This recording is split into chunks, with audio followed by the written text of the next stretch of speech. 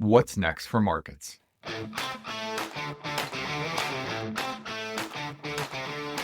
I'm Michael Kantrowitz, Chief Investment Strategist at Piper Sandler, where I lead the portfolio strategy team, recently ranked #1 on Wall Street in the 2024 All-America Institutional Investor Research Survey.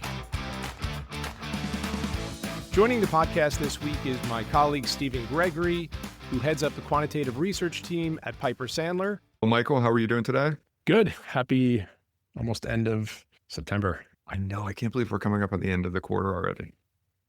And speaking of markets and the end of the quarter, I'm really looking forward today because we were planning on, and we are going to talk about how we've seen a strong rising equity market this quarter and for a couple quarters now on the back of weaker jobs data and slowing employment. To many people, and I think this is a bit of confusion in markets today, is counterintuitive. So many people associate weaker jobs with falling stock market, recession, and rising stock market with better data. Fortunately, that's been a bullish theme of ours for the last, actually, it'll be 2 years on October 2nd of 2023. Yes. We hung on to our bearish views on markets too long after 2022.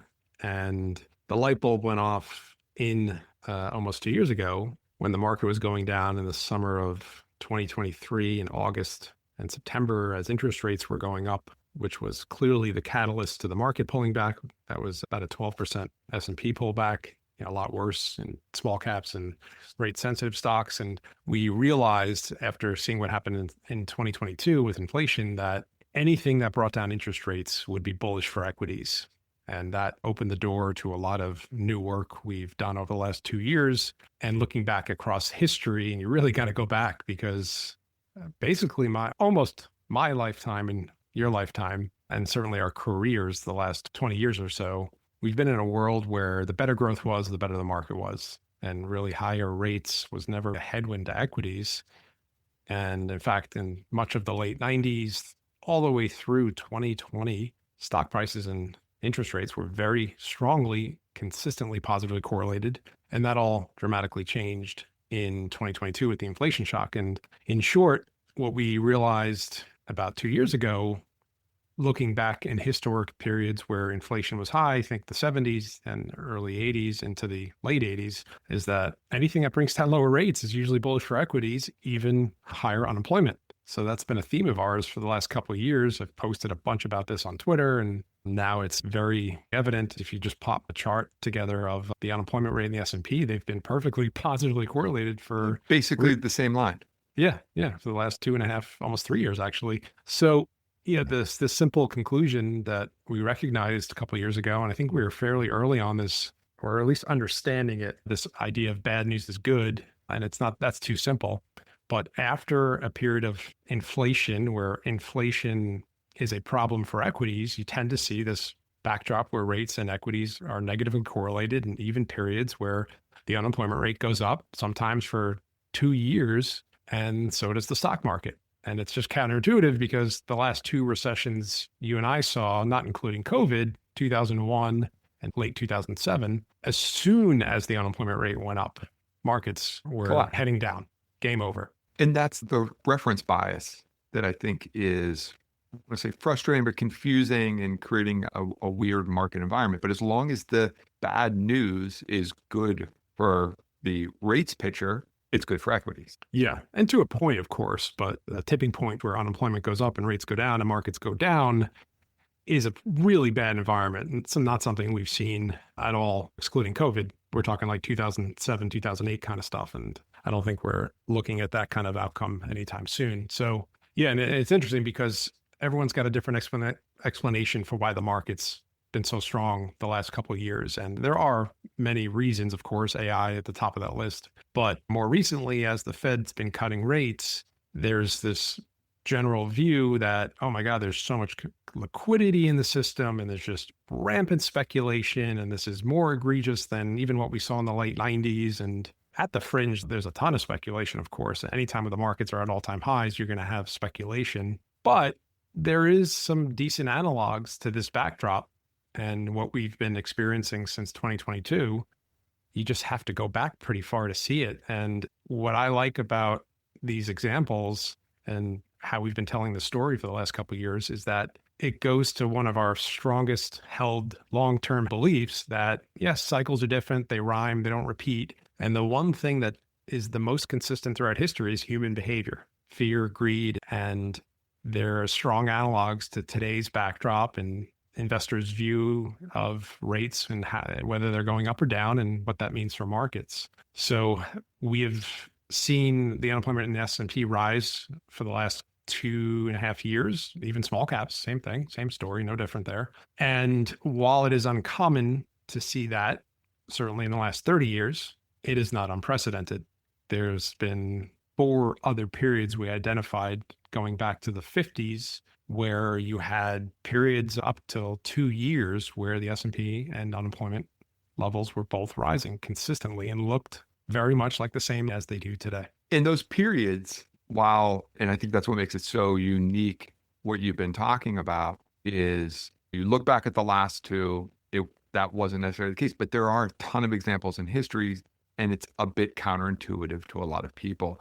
And you were telling me a fun story on Thursday. You were in the car and you and I were talking and you had just heard, you want to tell us about it? Something on the radio? Yeah, I was waiting to pick up my daughter in the car and had like 10 minutes to kill. And so I pulled up the news, i.e. X, and saw that the White House was broadcasting a real-time press conference. And so I clicked it, and it was one of those videos of Trump and Besant and a whole big entourage behind them being questioned by the news media. And I happened to turn it on at a point where Trump was talking about that, hey, look, I saw the market was down today, and this was Thursday. And we got good data, and we did. We had good GDP data. We had claims that fell to 218,000. And Trump's like, this is the only, I'm not going to try to impersonate him because I don't have the voice for that, but the only country in the world where we get good data and the markets go down. And why can't we have good data and interest rates go down? Why can't we be rewarded for that? And in fact, when you look on Thursday, of course, as soon as the claims and GDP data came out at 8:30, the 10-year bond yield shot up to about 418, and the market reacted negatively to that. And so Trump was saying, why are people negative? Because we're doing great. So actually here, listen in on this and we'll come back. I saw the market was down a little bit today. I mean, in all fairness, I don't feel guilty because we've set every record you can imagine. But it was down, and I say, oh, the numbers must be good. Meaning the growth numbers are phenomenal. And again, this is during, but a little bit of the heavy, the really success and the money pouring into our country through the tariffs. And I just say, why can't we have great numbers and lower the interest rates so we have even greater numbers? So people were saying, oh, the numbers are so good, they're going to have to raise interest rates. That doesn't have to happen. And there's no inflation. We have really, the only thing we have is great success. We're having unbelievable success. So the numbers are much higher than anticipated, except for by me and Scott and so many other people. And they'll get a lot higher than that too. But I don't want to, every time we have good numbers, say, let's take all the juice out by raising interest rates. It's so backwards. So what you heard Trump just say is that he wants to have his cake and eat it too, i.e. he wants to have the economy strong, but also see rate cuts, which of course has been the big debate of much of his presidency this year, telling Powell to cut rates. He's posing the question, why can't we see good data, markets rise, and interest rates not go up? And it begs the question, of course, why did the market go down with some good employment data, great economic data? And of course, if we wind the clock back a couple months, how did we get to where we are today at all-time highs, broadly all-time highs? Yeah, NASDAQ, S&P 500, and IWM. Russell 2000, yeah, all of it. We would argue is because the market was celebrating the 10-year yield coming down and the Fed cutting rates. And this is exactly what we've been talking about. In fact, on the back of specifically weak jobs data, there's not been great inflation data. It just hasn't gotten a lot worse from tariff fears, but Powell has changed his tone because the data in the employment. So it's a great little specific example of what we're seeing play out right now, that I guess good data is bad and bad data is good. But it really goes to the point of when the markets are highly correlated to interest rates, and that's the narrative that's driving them up or down. When you get data that pushes the story the other way, the market goes the other way. And I think today, with the Fed recently cutting rates, a lot of investors remember last year when the Fed cut 50 and the 10-year went from 360 to 480 over the next 4 or 5 months. And I think there's some fear of that today. And look at the 10-year. We had 2 really good weeks of claims data. And it's no surprise the 10-year went up. It should go up if we get better jobs data, particularly if it was down previously because we had weaker jobs data. So when something goes up and pulls the market up, if it goes down, it usually does the same on the other side. It's going to be really hard to have our cake and eat it too, i.e. to see a stronger economy and lower rates and higher stock prices. It's not impossible. And we certainly saw that throughout the 90s. And I think right now there's a bit of hesitation on policymakers and investors and companies because of the flow through of tariffs. But I think what really brought this whole dynamic about was the inflation shock of 2022. So, Michael, maybe you can provide a little context. You were publishing some charts and graphics on some of these past periods. Maybe for our listeners, you could talk a little bit about what some of those examples are. Sure. So today, what we're seeing with higher unemployment and higher stocks, again, you could find periods. I found 4 going back about 60 years. And again, what makes it interesting to me is that we've seen this before. Perhaps it was for different reasons, under different environments, in different markets. And there wasn't an AI bubble in 1979 and 1980. One of the times we saw this, there probably wasn't rampant speculation or excess liquidity or massive deficits. All these reasons today, people are saying the market's going up with higher unemployment. Maybe there are echoes of that in the past, but I think when you can find something that happens pretty frequently throughout history, it's hard to pinpoint it to something that's happening today that's necessarily specific to that. Maybe it's something broader, and maybe it's, again, this interaction and behavior with respect to interest rates and equities and inflation. So the 4 periods we pointed out were in the early 1950s. So 1953 and 54, you saw the stock market and unemployment rise together. In 1960 and 61, really beginning in 1961, you saw the same thing. And then again in 1979 and 1980, these are all actually recessions where the market went up throughout the recession. So again, talk about counterintuitive. And then you've got the most recent period besides today, which is 1990 to 1991. So one of the commonalities I found across all 4 of these examples were that interest rates were coming down as the unemployment rate was rising, which is a very common, consistent pattern. So we could hypothesize that it was similar to today, interest rates coming down and the relief that provided down the road that markets were starting to price in. The other thing we saw in all 4 of those periods was a housing market that was under pressure and started getting much healthier. We've always pointed out in our HOPE framework, housing starts every cycle. And sure enough, in all 4 of those cycles, that was indeed the case. So not only was unemployment rising and the stock market rising, you also saw data like building permits or new home sales rising as well. So if we were to plot all 3 of those on one chart in those 4 periods, you would essentially see 3 lines that were all moving up together. This reminded me of a phrase I used in a report last year in like early April when we were talking about this same theme. And the phrase was, the enemy of your enemy is your friend. And in this case, our enemy has been inflation, higher rates. The enemy of inflation and higher rates is higher unemployment, because that tends to be very deflationary and bring down rates. Therefore, higher unemployment is our friend. So the logic there is unemployment moving up is our friend, i.e., is a reason to be bullish for stocks, which is completely counterintuitive. If you asked 100 investors, I'd say the vast majority would say, well, higher unemployment, bad for stocks. Yes, in a vacuum, but not in the context historically, consistently, after you've had a period where everyone was worried and focused about inflation. Really interesting. That phrase there that you were talking about, the enemy of my enemy is your friend. I didn't know you were going to go with that one. I thought you were going to talk about how last year we had written about how economists' recession call was going to be good for equities. Yeah, I think that could have been the report we published about. And yes, so we were both right.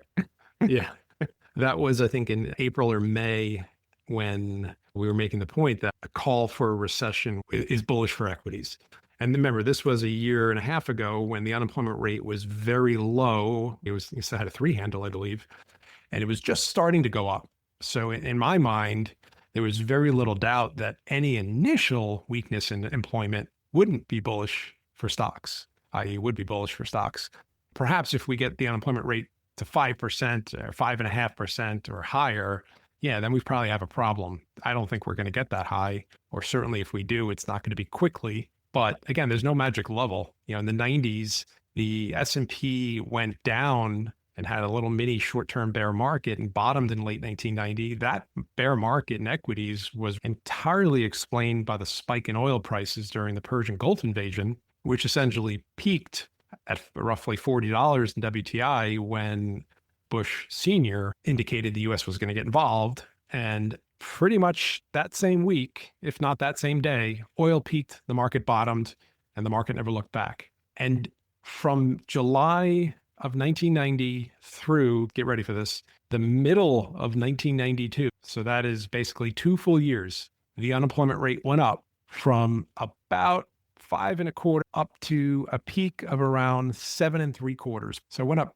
2.5 percentage points, and the stock market went up the whole time. Wow. Well, I see. That's why I was excited to talk about this today. I think it's one of those things that's just so counterintuitive to investors. And I'm really glad we were able to sit here today and kind of talk out and give the examples. It provides a great example to that common phrase I've heard throughout my life: the enemy of your enemy is your friend. And so I was excited to be able to use that phrase again and to show some pretty clear evidence of that, not only to make an analog of what's going on today, but also continue to expand on something we've been writing about as a theme for 2 years or so. It's going to require lower rates and some improving in housing, because those were two things that occurred across all 4 of those examples. And I think we're going to see that, and we are seeing that. The one perhaps nuance is that in those periods, you definitely saw sharp rebounds in housing, but you also saw sharp increases in unemployment. And again, all 4 of those were recessions. I would say we see this environment as more of what we've been seeing, which is a grinding softness in employment and a grinding decline in the long end, and a slow and steady FOMC that is cutting rates.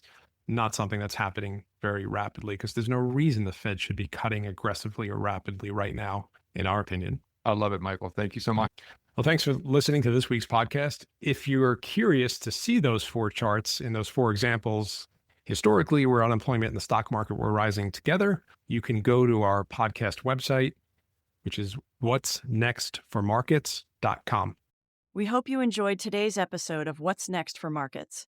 You can subscribe to the show on Apple, Spotify, YouTube, or wherever you get your podcasts. Be sure to follow Michael on X at Michael Cantro. If you like the show, please let us know by leaving a positive review. The preceding commentary is not financial advice. You should always seek appropriate financial advice from a professional financial advisor in your state. You should not consider this as a substitute for these services. Piper Sandler does and seeks to do business with companies covered in its research commentary or coverage. As a result, investors should be aware that the firm may have a conflict of interest that could affect the objectivity of this commentary. Investors should consider this commentary as only a single factor in making their investment decisions. For full disclosure information, visit www.pipersandler.com/researchdisclosures.